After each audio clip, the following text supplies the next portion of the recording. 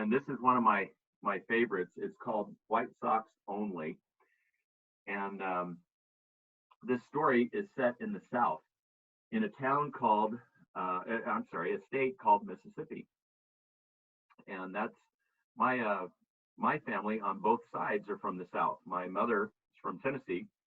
Oh, you know what I was going to do? I was going to bring my dog today.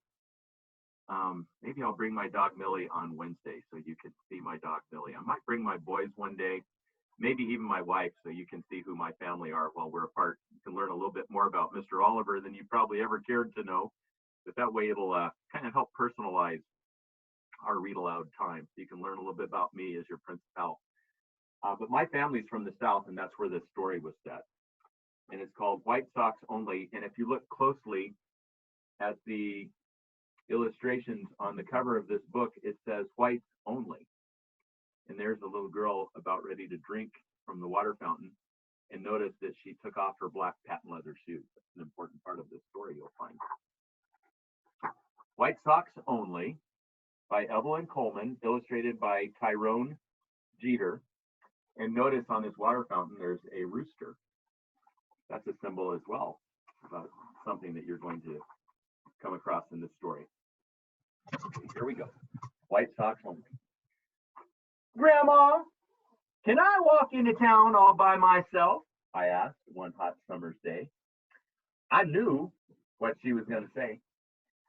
She was going to tell a story. Not just any story, but my favorite story. I watched her turn toward her spit can. Ping! That snuff juice hit the bottom, sounding like a chime. She rocked one or two times, her eyes closed, and then she looked up at me. You know you ain't big enough to walk into no town alone, girl. I sure don't know why you asking me that. You ain't big enough till you gonna do some good there. I smiled and plopped down on the step. She was about to begin the story. Grandma laughed.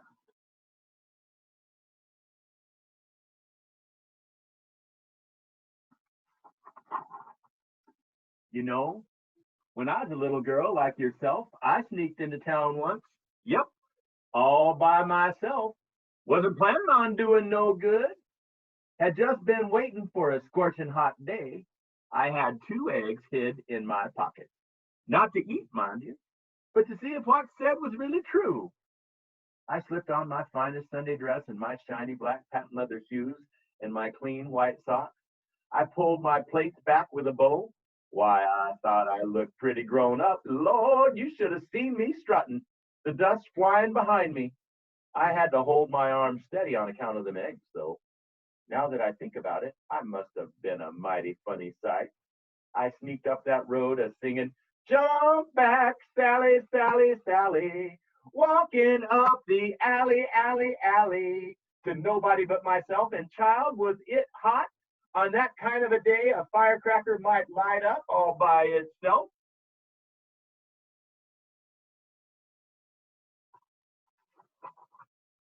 I was feeling pretty fine until I spotted that old chicken man sitting on his porch with his mouth like a smile.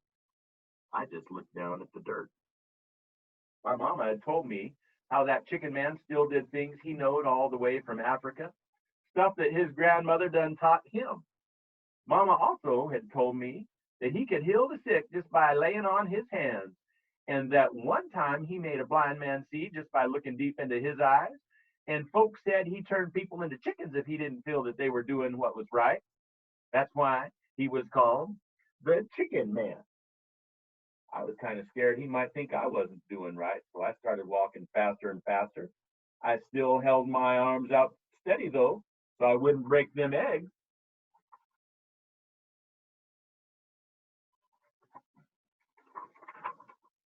Anyway, when I got to town, I didn't see many folks that I knew. I wandered all the way around with my mouth gaped open, looking at the white women in their fancy hats. That's when I saw Mama's friend, Miss Nancy, turn in the corner. I was going to sure enough be in trouble if she saw me. She told Mama everything. So I took off running toward the first big tree I saw, and I hid behind it. I stayed there for a minute, panting, until I saw Miss Nancy walk out of sight. Then I tiptoed out. but in my rush, I burst one of my eggs and it was slinking down my dress and leg.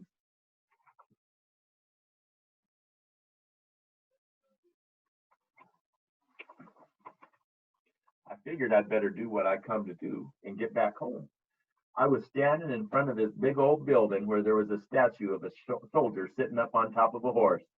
I read what it said on the building: Cole County Courthouse, Mississippi. I carefully pulled my egg out of my pocket. Right there, I cracked it one time against the horse's leg.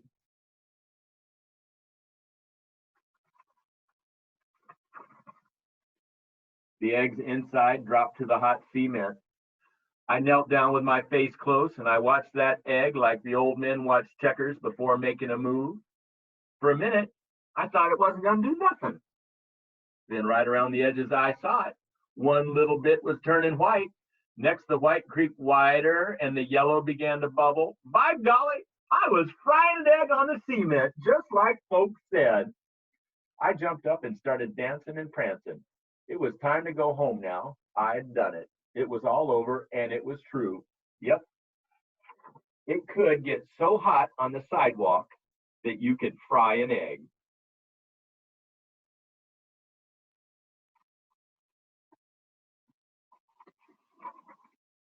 I started walking and wiping sweat from my face with the eggy part of my dress sticking to me every time I took a step. My mouth was dry as dirt, and I was mighty thirsty. That's when I spotted the water fountain.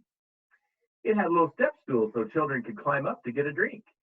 But on the fountain was a sign that read, whites only. Well, I knew what that meant. So I sat down in the grass and I took off my shiny black patent leather shoes. Now I only had on my clean white stockings. I stepped up on that stool with those white socks hugging my feet.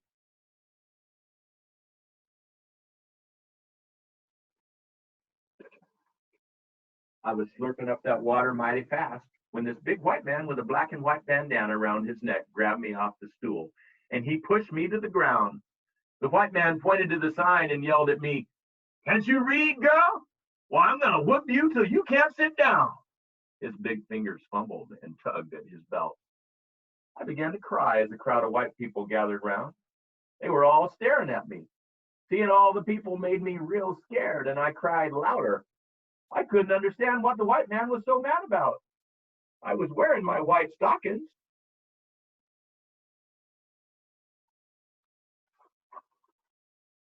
An old black woman from my church stepped through the crowd. She had on all black, black dress, some high top black shoes, and black stockings. She untied her shoes and she took them off. She stepped up to the fountain, bent way down, and took a drink. I knew the man was going to yell at her since she had on black stockings, and he did. "I'm going to have to whoop you too, ain't I?" he shouted.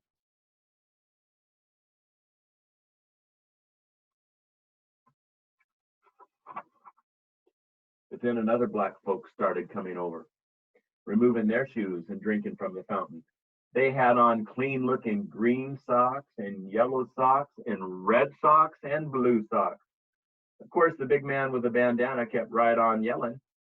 His face got red as fire. He was snorting through his nose like a bull does when it's going to charge.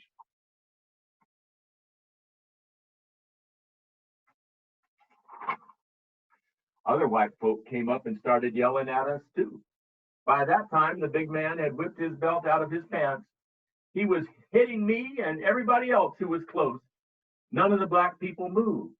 They just covered their faces, and I sat there holding my arms and holding my arms over my head.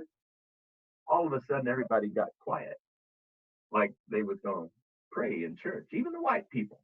I peeked out through my arms. The black people and the white people were moving aside. The chicken man was coming through. He was slowly tapping his way toward me.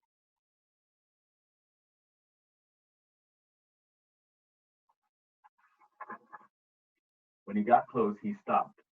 He looked at me from the top of my head down to my white socks. Then he bent over and pulled off his black shoes, his face squeezing up. He had on the cleanest white socks you ever seen. He stepped up on the stool. He didn't have to bend over very far because he was so short. He drunk a long time from that fountain. I held my breath. So did everyone else. The chicken man lifted his head. He turned around smiling and slowly stepped down off the stool. And without a word, he pointed a crooked finger at the man. The white man's belt was down by his side now, clasped tightly in his fist. He was still as a statue.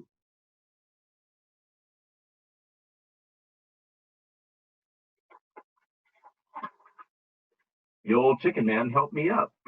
He took out a white handkerchief and wiped off my face. There now, child. It's time for you to go on home. You did all right. He handed me a chicken feather out of the brim of his hat, and he hobbled away.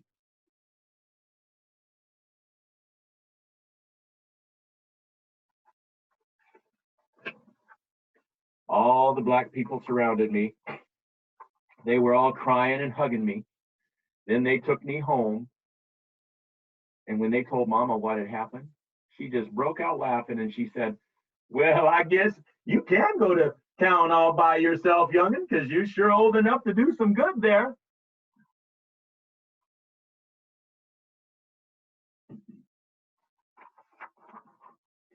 Nobody ever saw that big white man who had whipped us. None of us dared ask about that big chicken flopping around the courthouse near the water fountain either. And from then on, the whites only sign was gone from that water fountain forever.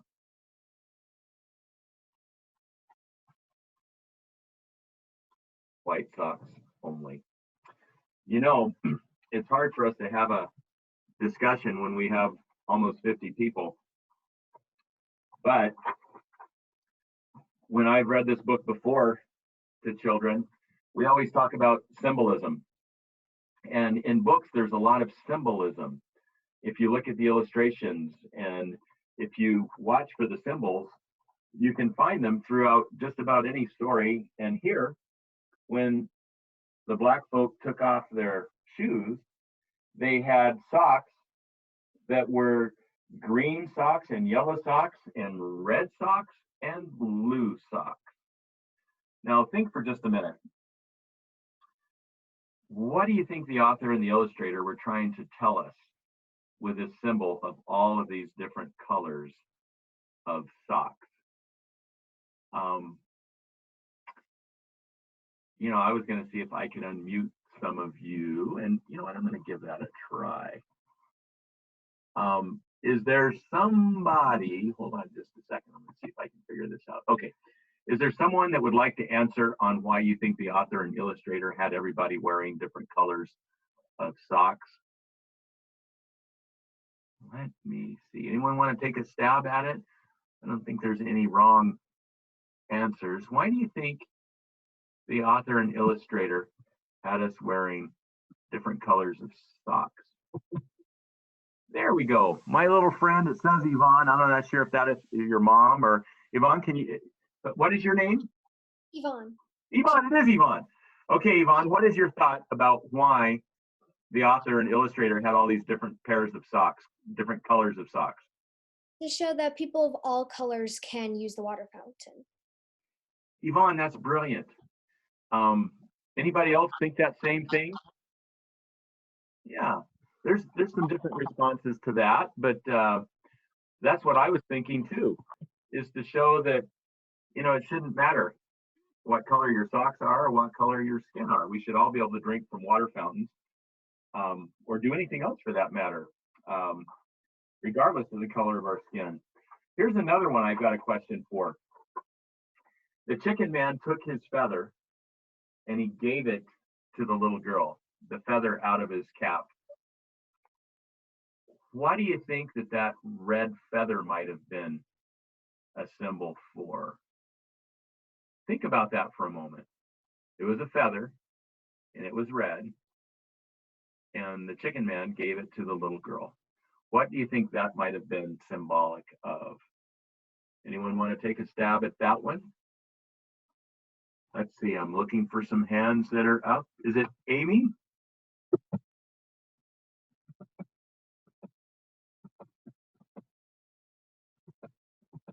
I'm trying to unmute Amy. It's not working very well. Wonder why it's not working. There we go. Amy, what do you think that red feather might have been symbolic of? Like a sign of hope. Oh, I love that. So the red feather could have been a sign of hope. That is beautiful and powerful. Is there anyone else that wants to take a stab at it? Is there someone that had a different idea? Erica, I'm going to unmute you now. Erica, what do you think it could have been a symbol of? Symbol of faith. A symbol of faith. Yes, that's beautiful. Any other thoughts? The color of it might be another symbol too. Does anyone else want to take a shot at what this could have been? I think those are two great responses, hope and faith. Let me see. Trying to look at everybody here. Anyone else want to take a stab at it? So far we have hope, we have faith, and what is red sometimes a symbol for? The color red. Let's see. Logan, do you want to take a crack at it? Would you like to share? Logan, what do you think this red feather could have been a symbol of? I don't know. There was a book that I read when I was much younger called The Red Badge of Courage. Have any of you ever heard of how sometimes the color red could be a symbol for courage? So I think we're all right. I think this red feather was a symbol of hope, Amy. I think it was a symbol of faith, Erica. And Logan, I think you were right that the red feather is also a symbol of courage. And it takes hope and faith and courage to do what we're doing right now, to be examples in our family and working through this challenging time. But I wanted to show you some pictures. One of our teachers years ago went to Mississippi, and there's still some, I'm going to pin myself so I can make my picture bigger for you. Let's see.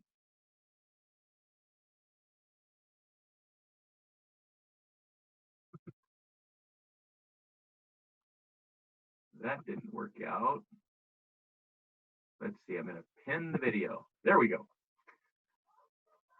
There's a drinking fountain that says whites only, and that's a real one. There's another one that was used in the South, and it said colored. It was called separate but equal. The Jim Crow laws of where they didn't deprive African American people of water, but the African American people had to go to water fountains that said whites only or for colored people, and it was separate but equal. And we know that that's hardly equal when you couldn't go to a movie theater because you were black. You had to go to one that was specifically for African American people. The teacher that brought back these pictures was on the bus that Rosa Parks was riding when she refused to give up her seat and started the Montgomery bus boycott. You guys all know who Rosa Parks is, I believe. And I am working to get a hold of Ruby Bridges. We've been talking regularly. She is a civil rights pioneer, one of the most famous of all that's alive today. And I'm trying to get her to come on our morning read aloud so we can have her read the story of Ruby Bridges. There's also a movie on the Disney Channel about her life. And we can talk to her. She's a living pioneer from the civil rights era. So anyways, boys and girls, I miss you so much. I'm so glad that you came on to the Read Aloud today. Come back on Wednesdays. Call your friends. Tell them to come on so we can get more people on. And I miss you. I know your teachers do. And we can't wait to see you again sometime soon. But in the meantime, at least we get to see each other on this Zoom session. So everybody wave goodbye. until until Wednesday, the day after tomorrow. Bye-bye. See you later, Soaring Eagles. Bye-bye. Miss you.